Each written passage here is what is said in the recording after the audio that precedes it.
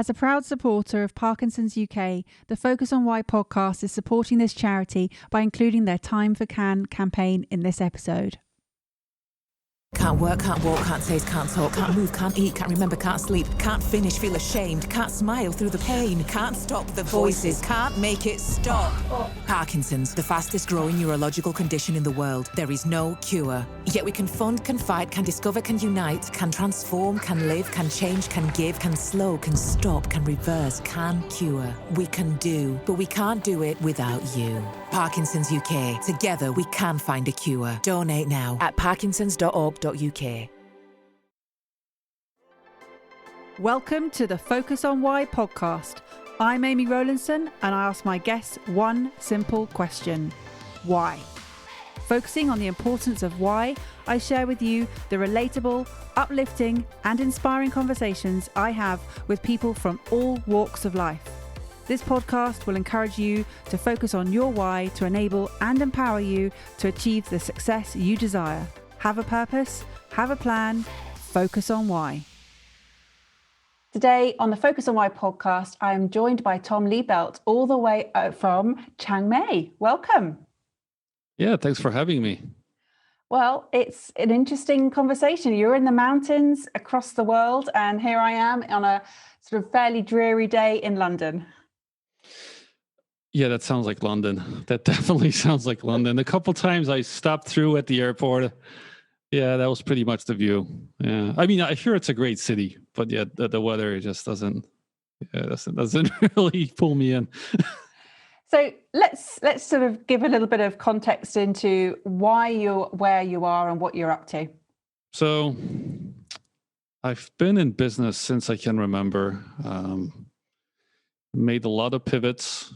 But the main thing that I wanted to do around maybe 7-8 years ago is separate my job, because that's what it is. My business is sort of a job. I have to work from my location. Like before, I wanted to separate my work from the time, right? So I don't have to always work for a certain amount of time, like, trade money for time. But then it was location. And initially I went to Europe, because that's where I was originally from, just to test my business and kind of see other people who are doing the same thing. And, this happened in Berlin. I went to a conference and it was my first couple weeks just trying to test my business. And then I, realized that their main conference was in Bangkok. So I came to Asia, came to Thailand. I was traveling all over. I slow traveled through like 13 countries, I think. And then I found the ones I liked the most, and I kind of started settling down. So I spend about 6 months a year in Thailand now, 3 in the States and 3 in Europe, depending on the weather. Like I kind of follow that. And depending on pandemics. Well, with the pandemics, like I told you before the call, worst case scenario, I go by the beach down south for 3-4 months and then come up by the mountains for 3-4 months and then go by the beach again. Like that's the worst case scenario. I can't complain. So what is it you're doing in Thailand? What's your work? Officially nothing. I'm a tourist. So I won't say anything. Yeah. Well, I still run the marketing company I have in the States. Like my team's been remote all over the world for the last maybe 7-8 years. So really nothing changed with the pandemic for how my business is being run. Yeah, zero difference for me. That's how I've been running it for a long time.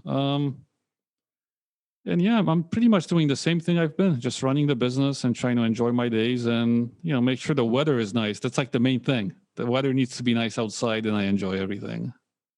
So that's great. So you don't trade money now for anything. You've got the location, you've got the time now as well. You've got the flexibility there. So why was it important for you to really focus on those two things?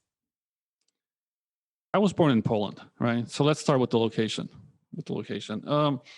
Everyone's dream that left Poland for America was to make a lot of money in the States and come back and live like a king. That was everyone's dream.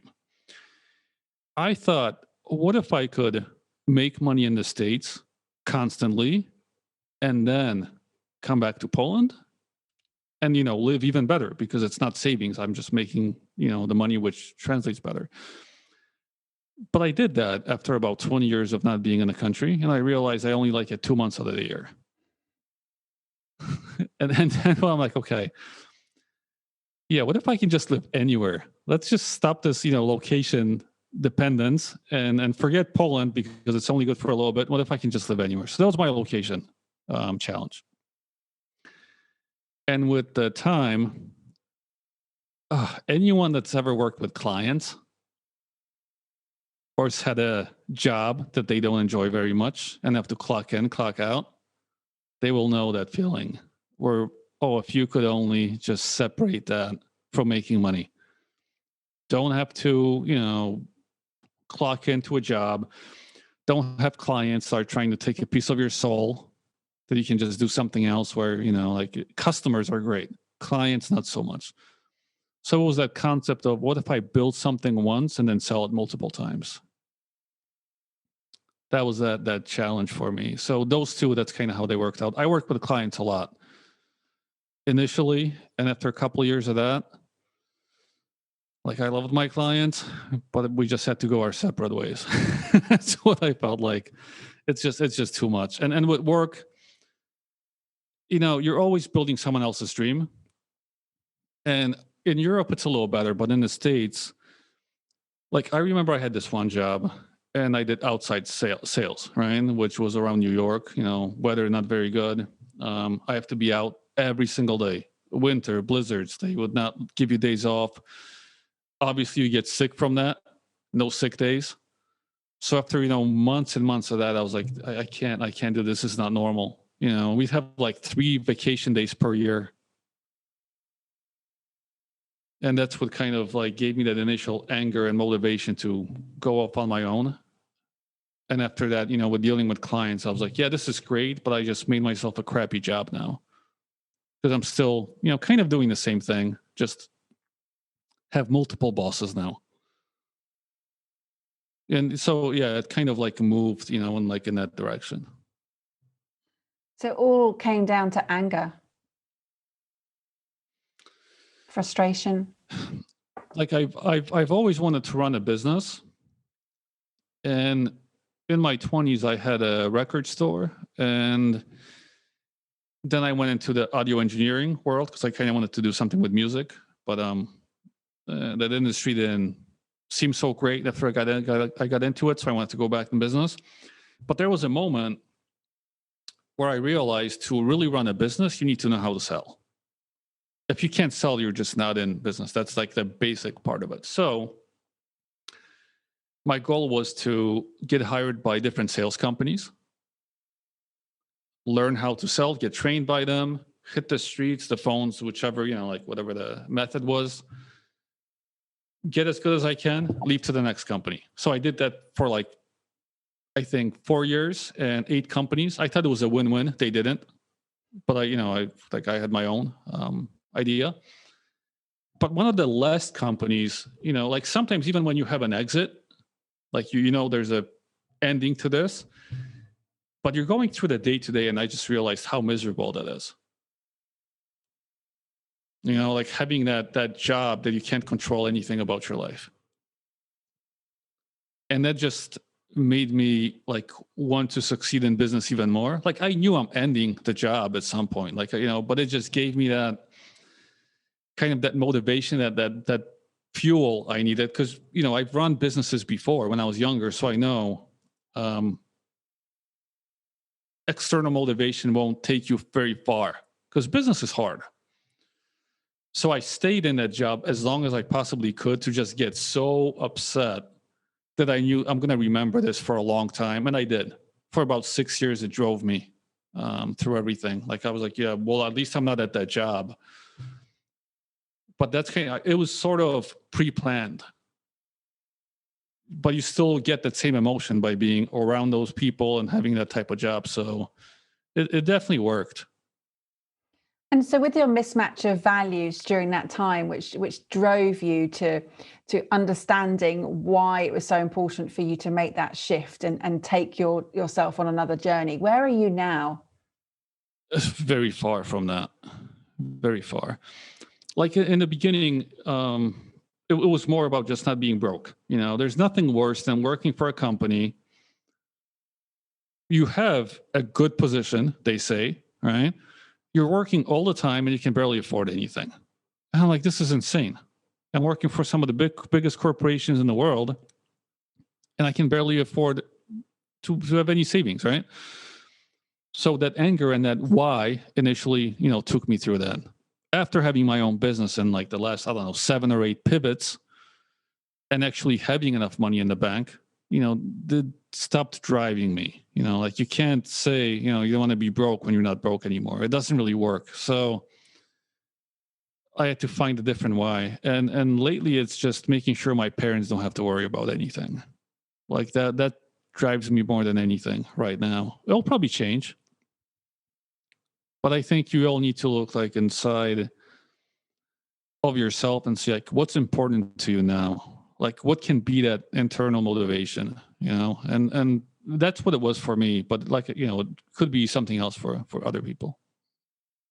No, I think you're right. I mean, you're mentioning that your why has evolved as you have, and also the shift in the circumstances as you get older. Obviously, your parents are getting older, and their needs are very different. Yeah, I can definitely see that too. Because when I don't see them very often, so when you come back and see some people like every 1 or 2 years, the changes are more noticeable than if you're around them all the time, right? So I'm like, yeah, they're definitely looking older now. They're starting to retire, like my mom retired, my dad's still not. But, just that, I'm like, yeah, then I looked at how my grandparents lived, on the government support and the pensions, and they could barely afford anything. And I'm like, I just can't have them worry about money at the time when they can finally relax. Like they're supposed to relax, they're like 65, it's their time now. And I'm looking at Americans because that's all I really know. And most of the older people, they just can't. They can't stop working. They can't really enjoy their lives. Like very little population can. And I looked at my parents, I was like, let me at least make sure they don't have to worry about that. And, they'll kind of check off that box that I didn't, let them down. So it's an interesting point you make that people are so focused on the current, they don't think about necessarily the future. And also, as you say, they're really living within their means and they don't have any savings. So they're not planning for the future. They're not thinking about those uncomfortable conversations to have now to become more comfortable later. You've made that decision. How did you sort of recognize that was an issue for you? Like I've always read a lot of psychology and economics books. And I've started seeing what's been happening around the world, especially in America, in the last maybe 2 decades, where the system is not designed to let people to kind of enjoy anything. They want you working and hopefully brainwashed the entire time. And I've seen the people around me. I've seen, what's happening with the older population, working at Amazon. I think there's like 300,000 people now living in RVs in America, and a lot of them are elders because they can't afford an actual place to live, and they're migrating based on jobs. I'm like, come on, these people are like 68, 69. They have to travel the world and live in RVs just to get a little bit of work. I'm like, that's insane. And I figured if I had a job, I wouldn't be able to help them with anything because I could barely, like I said, I worked all the time, couldn't afford anything. But the thing with business is you can control your income. And a big part of what stops you from making more is just mindset, procrastination, and not taking risks. So you need that stronger why to kind of override those. But the main thing was, when I looked at my parents, and my dad's always worried about money. Coming from Poland, from the communists, like I don't blame him. Working his whole life, like he can't save much. So I'm like, yeah, okay. I mean, he whines a little too much. But when I looked at my mom too, I was like, they'll never be able to afford nice vacations, So I've done that. I've sent them to Hawaii. I sent them to Italy, to Poland. Like I've done that. And, you know, it's the least I can do, but I know they could not pull it off by themselves. And that's sad, you know? So it was just more looking at how the system is working and how it's broken. And I was like, well, I got to step in. No one else will. So did they move from Poland to America and raise you there? Yeah. When I was around 10, they moved me up there, and I've been working full-time jobs ever since. And they did, you know, accomplish a few things, but I remember how much they had to kind of save, and, you know, like they wouldn't buy good food, they wouldn't do this, they wouldn't then get new clothes. Like they had to put all the money in just to, you know, build a house. Like it's crazy when you think about it. You know, spending your whole life limiting yourself and not enjoying it just to get a couple things, and then you're 65 and you can't stop. Like it's just, you know, it doesn't make sense to me. So those things really, you know, changed my why, because I was like, this is crazy when I look at what's happening to them. And I sense that there's a bigger mission behind this. It's not just for your parents. I mean, it's not, but look, I'm not really into politics, so I can't, you know, I'm not going to save the world. I'm just not that person. But I do try to make sure, like, my, you know, closest family and friends are handled, and I want to make sure I get myself in a good spot too very soon, you know, probably by making some kind of an exit where I just don't have to think about the retirement money anymore, because I'm not counting on the government.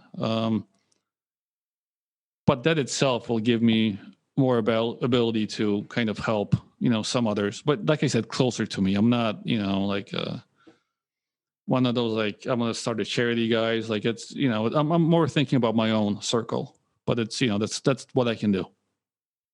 And yet you're on the podcast here sharing your thoughts, and actually that will awaken the thoughts in other people. So you are sort of, the ripple effect is happening without you realizing.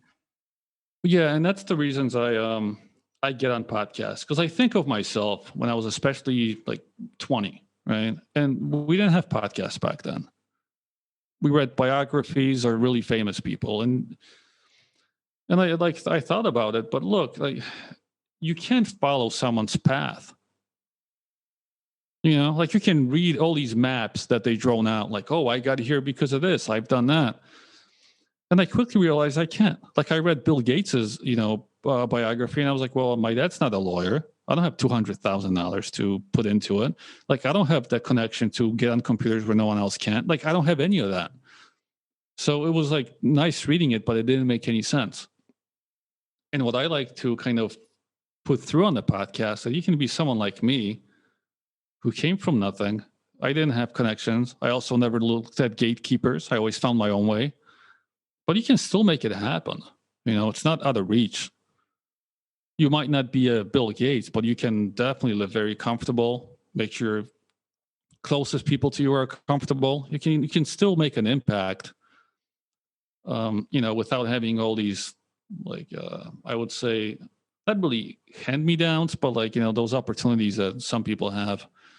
And with podcasting, it definitely opened up. Like, you hear now of normal people, you know, immigrants, of like someone that came from a broke family, and they're doing well. And that gives me, you know, and I think other people, more hope than anything else. And you mentioned, Tom, that you made sort of 7 or 8 pivots in your transition from business. How do you know what's working and what's not working? What sort of metrics do you use there? You know, that's very difficult, because it depends on the person. Like, for me, well, obviously you got to make a profit in a business, right? You know, but then often you will put yourself in a place where you have a job you hate. And I see so many business people do that. And I've done it many times. There's other times where we look for shortcuts. You know, we do hustles. Oh, I can quickly make money here. I can quickly make money there. And those always end too. So you're kind of forced to pivot. And often doing the long way is actually quicker than the 5 hustles you're going to do, the 5 shortcuts, right? So the pivots came from basically me having no one to guide me. You know, like the stuff I knew in school and I seen when I was younger, I had to unlearn all of that. So, but the main thing is it's possible. Like you can still pull it off, but there's no like one way for any of us. Like we all have to, find our path. If things are not working, fine, then figure out what's going to work and maybe try that. If you hate your job, then be like, well, maybe in the next business, I'm going to make some constraints and put those in place to make sure it doesn't happen again. Like for me, some of them like, well, I don't want to be doing sales in person anymore because that ties me to a location. I don't want to do phone calls after 7 p.m. or 8 p.m. because then I start hating my life and I can't get, sleep. I don't want to talk with my team for more than 30 minutes a week. Like there's just different things I did to make sure that I'm creating like a job that I actually enjoy. And, you have to look at yourself to figure that out. But putting constraints in place often will cause you to pivot again because you're like, well, this business isn't going to work out. And then you got to think like, am I going to take it easy again, take the easy way out, or move forward with something else?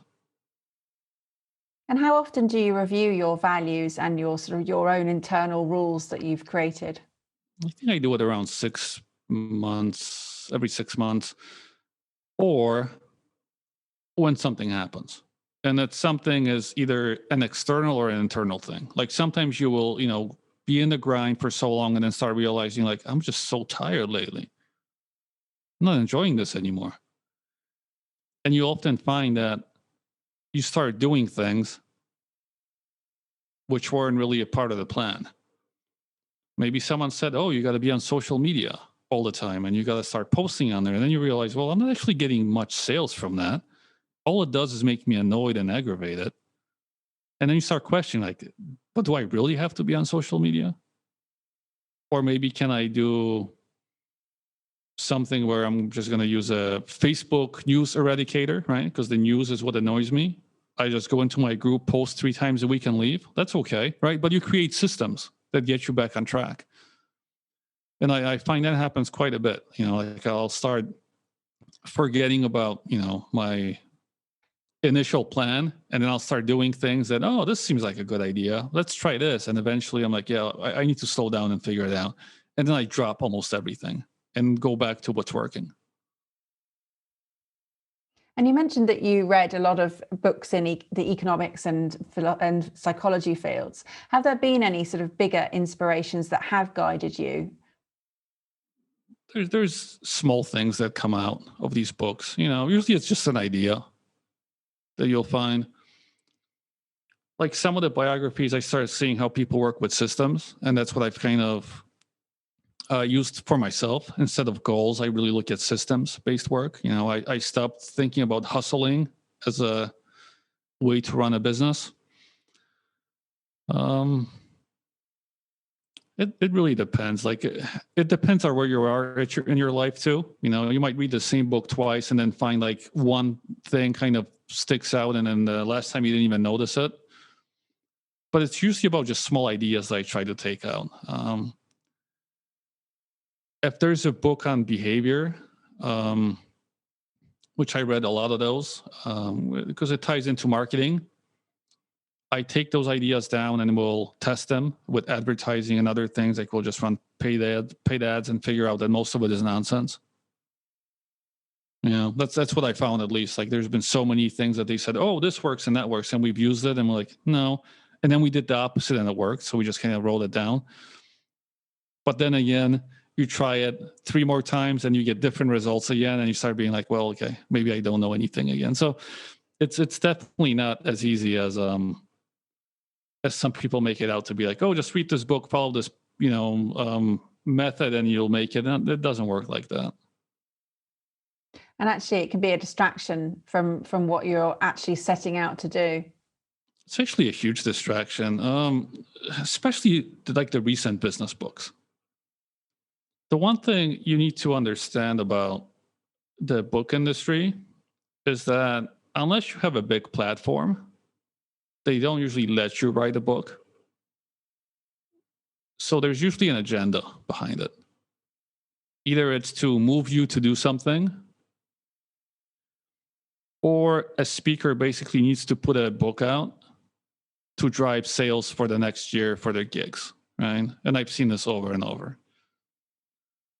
So, like I was joking with a friend the other day. He's like, "Hey, Tom, I started getting into fiction again."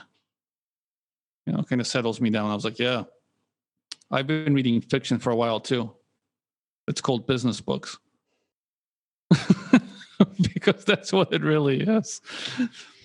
So, I mean, there are some which are good. Some of the older books, I think.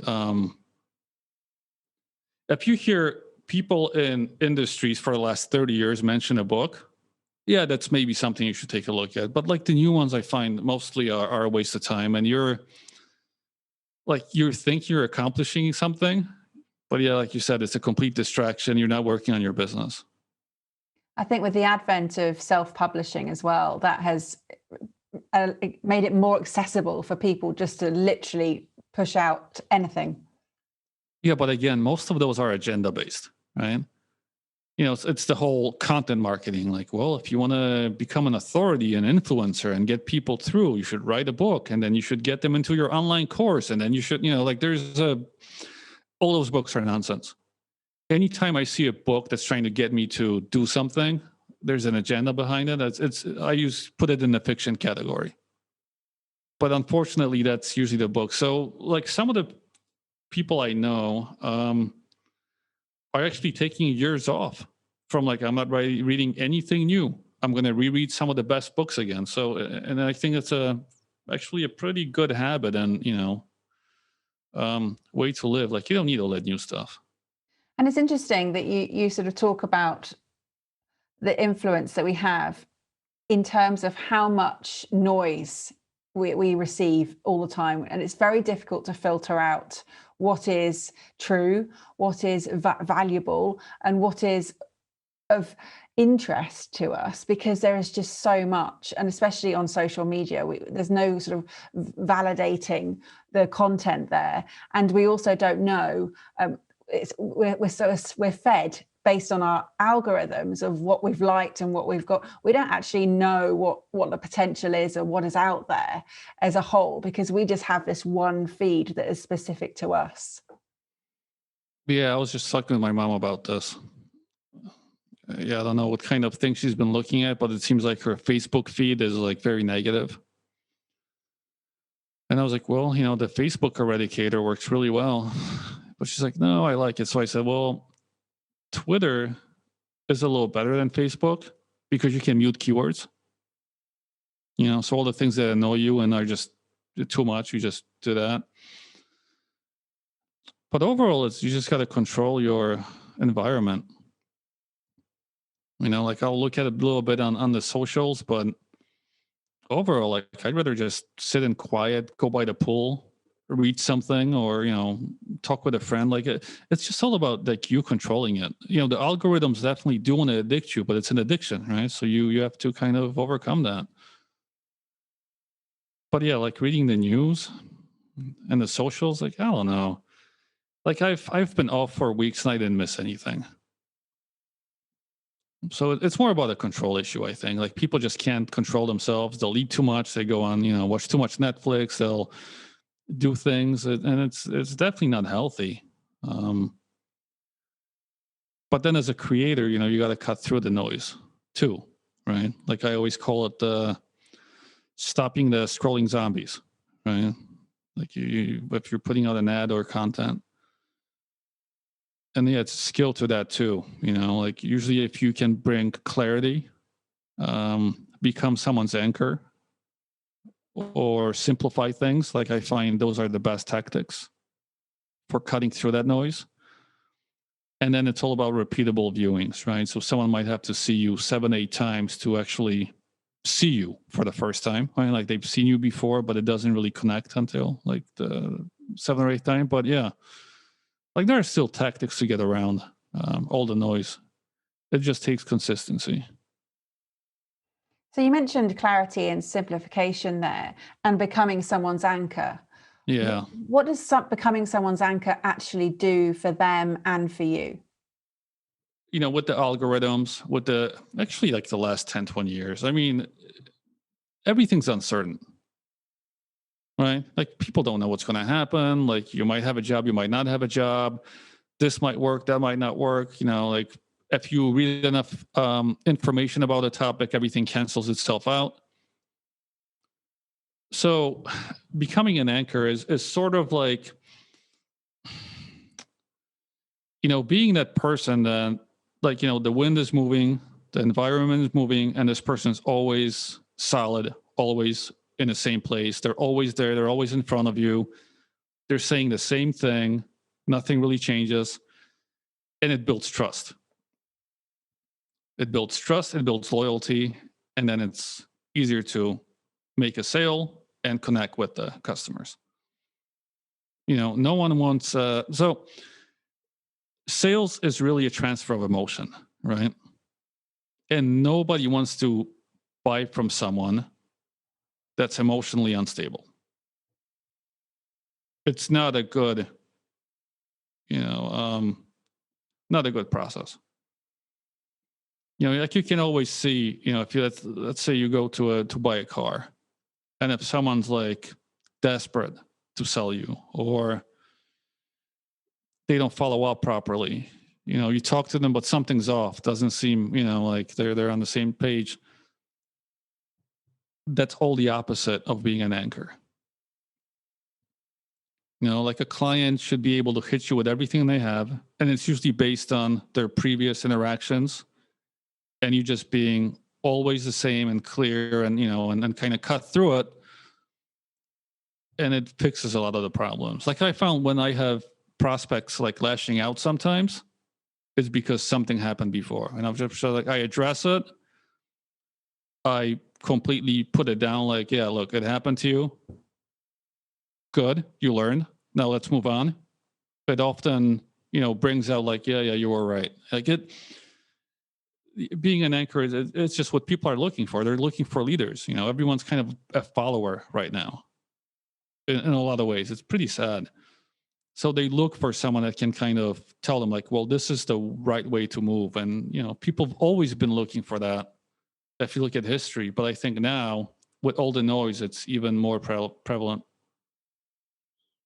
So you're one of the rare few people who have taken responsibility for their own life and not sort of looking for others to lead them and have the answers to the problems. You faced up and created the solution to your own problem.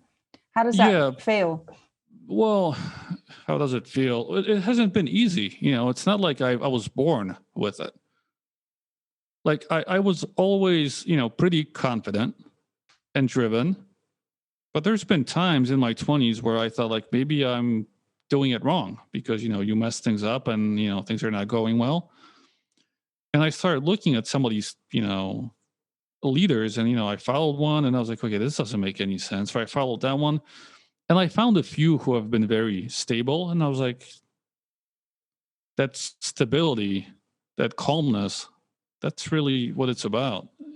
And I've kind of replicated on my own. I was like, yeah, like no one else is going to help me. Like I got to help myself. It was just one of those, times where I just realized playing victim and follower is not going to help, and I've never been much in that camp, but I've,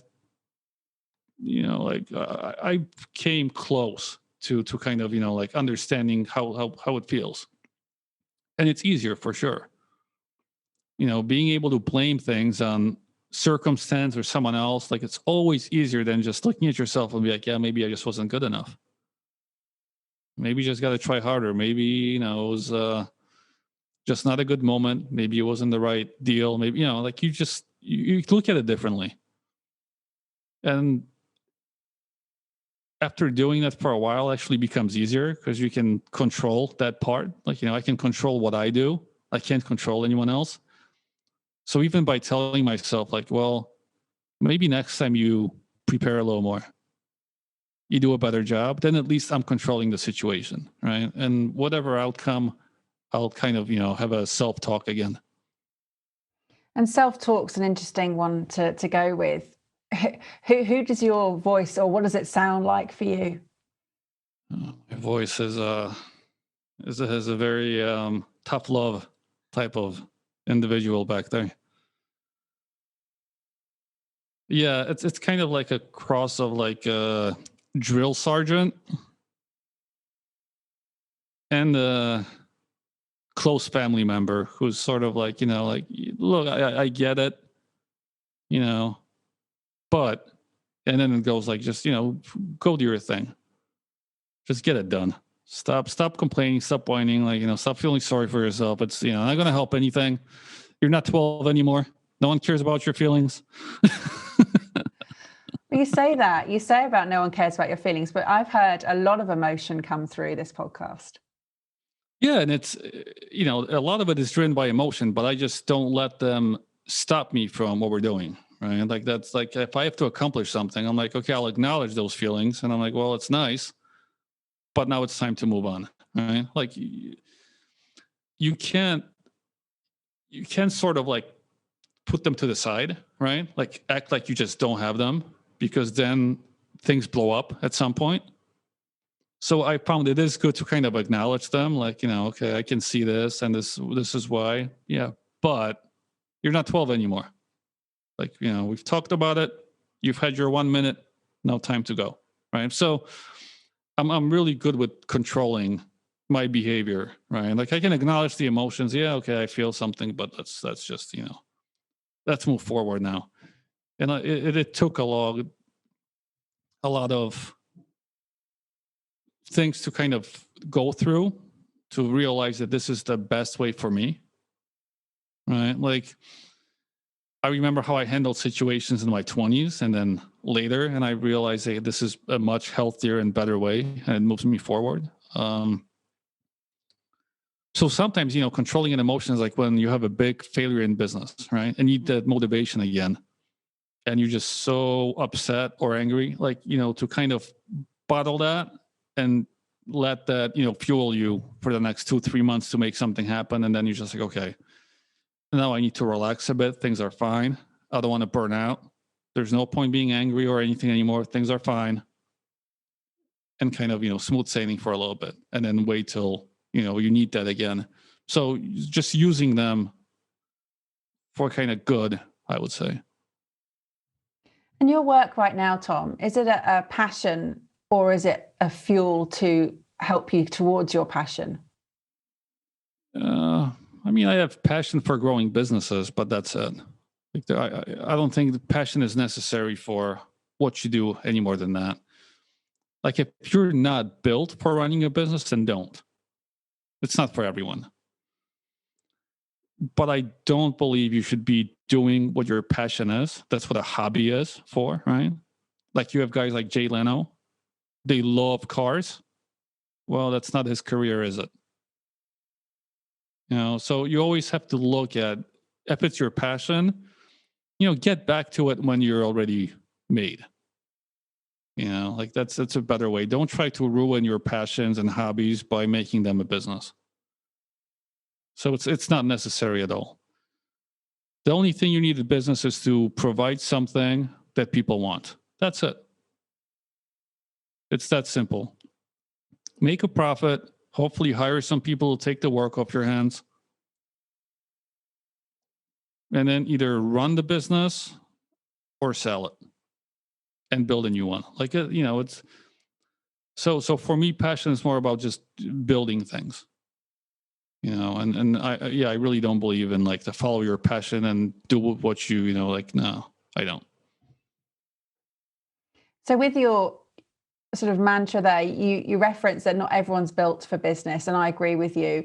And for the people that aren't entrepreneurs and who want to be employees, I believe that the focus should be on aligning their values with the business they're working for, so that they're fulfilled and they feel like they belong. Do you believe in that? Yeah. Like, a lot of people are just amazing employees. But if you're an amazing employee, then you better have an amazing business owner guiding you. Don't put all that effort and put everything on the line for someone that doesn't care, or some corporation where you're actually a number. Like, you look and you're really a number. It doesn't make sense.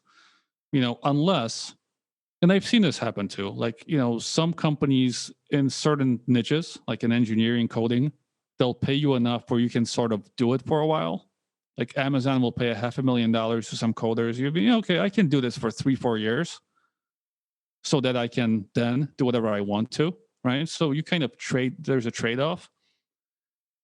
But long term, you really want to align with something you believe in. Yeah, for sure. And I think that's a direction that most companies are edging towards. They're realizing that the employee engagement is crucial and having a purpose-driven, value-based business is crucial to sort of sustain the world and the needs and being more aware of what the world needs instead of just what they need. It's actually the opposite, I think. What you're talking about is usually the top jobs in those companies. But if you look at all the biggest companies like Amazon and these call centers, like there's 30% of all the jobs in America are jobs where humans are basically not being able to get replaced by robots yet. But they want them to be like robots. If you look at all of these like warehouse jobs and things, like these people are running on fumes all day. And more companies are doing this. So I think when we think about all these companies being like, oh, we're going to bring change and make it like, yeah, that's for only the top positions who've always had to work less. But all the people at the bottom, the outside sales, the call center people, the fulfillment guys, the drivers, there's no one trying to fulfill people in those jobs. Just get it done or you'll get replaced. Like some of them have turnover rates of like 300, 400%. The sales jobs I was in, it was about that too. Every 3 months, the whole crew was changed. It was that bad. And in some of these jobs, it's even worse. And that's about 30, 40% of all the jobs in America. And I don't know about Europe, but I can't imagine that the laborers are being cared of so much by these companies. They're like, oh yeah, how are your feelings? No, clock in or you're fired, right? So it's definitely difficult, like I don't know what's going to happen when automation and robots really do replace those jobs, because then we'll have so many millions of people that, I don't know what's going to happen with them. But right now, when I look at it, like I mentioned, those people, older people living in RVs, chasing these seasonal jobs. If you read about what's actually happening there, there's no fulfillment. It's just a grind for 3 months to make enough money so they don't have to do it for the next 9. But it's horrible. Like Amazon actually has painkiller dispensing machines and ambulances on call.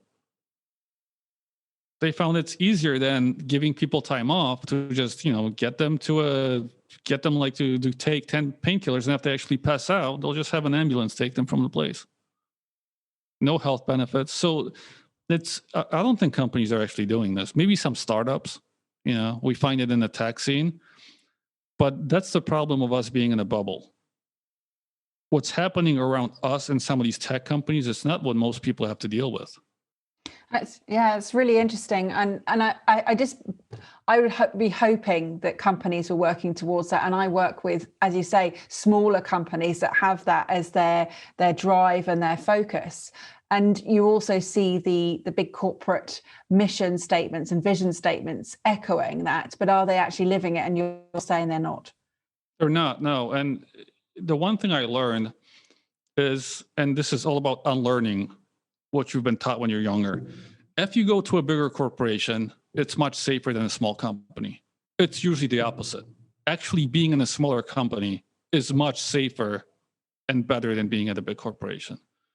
Like if you're in a team of 10 and it's making a profit and the business owner is like someone you talk to, that's actually, you're going to feel that. You will feel all those benefits. Where the big company, you're just a number that's got to clock in, clock out. If not, I remember one job that I was in sales. I think this was for Nestle. They said 40,000 people applied for that same position that I got. So, like I used them. I went to a train thing and I left, because they wanted to use me. I used them. But when you really think about that, if you had to keep that job, right? They can do whatever they want. knowing they have 40,000 people trying to replace you immediately.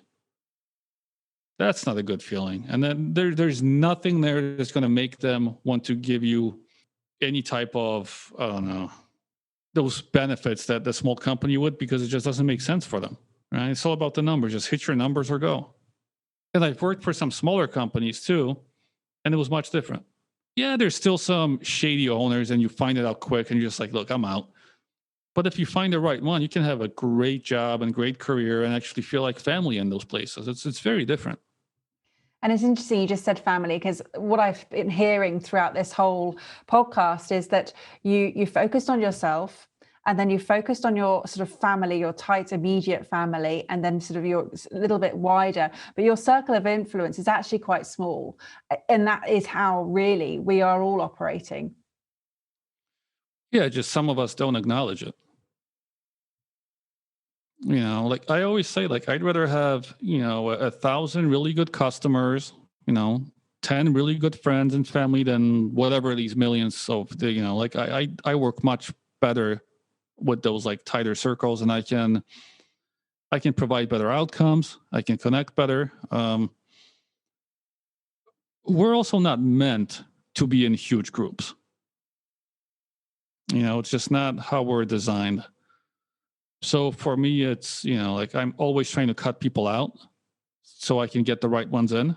Like that's much more of my focus than just building an audience, building lists. I'm like, can I get rid of some of these and replace them? I think that's usually, much, much better for me. Get the right people, get the ones I can actually connect with than just having a big number. Yeah, I've always been that way. It's really important. And you can't actually physically serve people and give them your time properly. And if you're trying to please too many people, it just doesn't work that way. No. And it's just not the company I want to run. Like I've looked at, some of the numbers, and anything past, like 4,000 or 5,000 customers, it's already too big, I find. Like I need smaller numbers, because then I can keep my team small, and I can, be more helpful with all of them. Otherwise, like, then we have to put gatekeepers in place and all this stuff. And then again, I'm completely detached and disconnected from what's happening. Well, I don't feel that you are detached from what's happening in the world. I feel you've got a very good grip on everything, Tom. It's been an absolute pleasure talking with you today, and I really appreciate you coming on the show, sharing your why you do what you do with everybody. How would people get in touch with you, Tom, if they wanted to reach out? What's the best way of doing that? The best way is to go to smartbrandmarketing.com. That's the website where I run everything from. And there's a contact link. Just, you can reach out to me. Like I'm easy to get a hold of. And also you've got a podcast. Yep, that's the same one, Smart Brand Marketing. Yeah, it doesn't come out as much as yours anymore. But that's because we've been so much busier with other projects. And initially, that podcast was about networking. But again, once I built my network, then that kind of drove me less. Like I don't need as many new people now around. So we still put out episodes, but it's not as much as I've seen you doing. Well, there's reasons for that, because I reached out to a lot of people and nobody said no, because everybody was very keen to share their why, and because of its importance in their lives and how it's affected the people around them. So, but again, with your marketing, a lot of what you've been saying will stand true. So there's no need to sort of go over the same subjects if you've already put out a great content there. It's an asset that people can dip into when they need to. Yeah, that's what I've been thinking too. Like a lot of the episodes we've done are evergreen, so I can just be like, well, you can listen to it. There's nothing that changed really. And repeating myself, yeah, it's not something I like to do. No, I totally agree with you. Have you got a final message for the audience today, please, Tom? I think in systems and build your life and your business around systems, because that's the thing that can set you free in a lot of ways. A system is something where you can do it long-term, right? That brings results all the time. And then hopefully you can have someone else take over at some point. And that's really the only way to gain freedom. And when it comes to your life, it's the same thing. Like you have a system where you know where your workout clothes are. You go to the gym Monday, Wednesday, Friday. And it's just something you do. That's just a part of your system. That's what you need to keep tuned. And it's not sporadic, and it's something you can do long term, right? So I do a lot with systems. Like everything pretty much in my life now was ran by systems. Like I need to do things for myself mentally, for my business, for my health. And it's all systems, long term, no hustles, no run in, do 50 things and then stop. Like everything is sort of a long-term play. Thank you for listening to the Focus on Why podcast. I'm Amy Rowlandson, and if you've enjoyed this episode, please leave me a 5-star Apple Podcast review.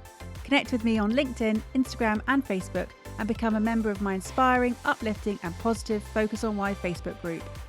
I help people to focus on their why with clarity, uniting their passion with their purpose with a plan, to create the life they truly desire. If you would like me to help you focus on your why, then please book a free 20-minute coaching call via calendly.com/Amy Rowlandson.